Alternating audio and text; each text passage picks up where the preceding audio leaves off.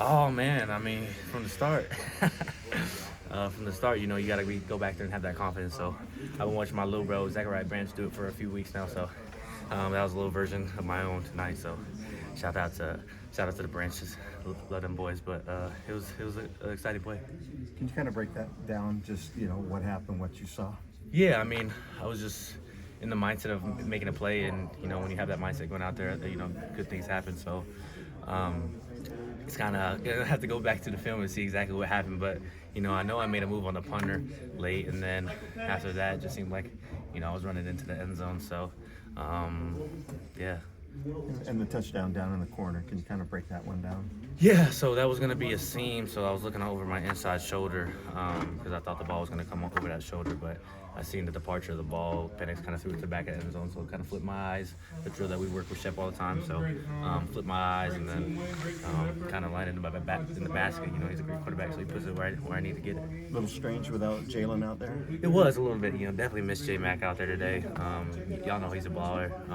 You guys know how much he wants to be out there, so definitely missed him out there today. But he's speedy recovery. And I'm sure when he's back on that field, he's gonna be making more plays. Jalen bulks him to pick up the slack pretty well. Tell us what you saw out of Jalen. Oh, I mean, JP was doing him. He's done it for so many weeks now, and it's crazy to me that the nation still sleeps on him. He does it week in and week out. He prepares and he does a great job, and he's an animal. He's a dog, and he's going to continue to do so. So make sure you keep your eyes on him. They shared a stat during the game that prior to the season, there had only been 8 games in school history where 2 receivers had at least 100 yards. You guys have done it in all 4 games this season. When you hear that, what do you think? I think it just goes to the execution that we've coming out there and had, and all the work that we put in as a whole offense. It just not the wide receiver group, but the whole offense as a whole. Has to operate at a high level for us to be able to do those things. So, through this offseason, through last year, just building this offense up, through this great coaching staff, believing in us, has allowed us to go out there and make some plays. So, all credit to our teammates for that one. It's your fourth 100-yard game of the season. Do you feel any different this season? Because obviously you did that, started the fourth game last season, your first 4 games of the season. Are you working at a different rate this season?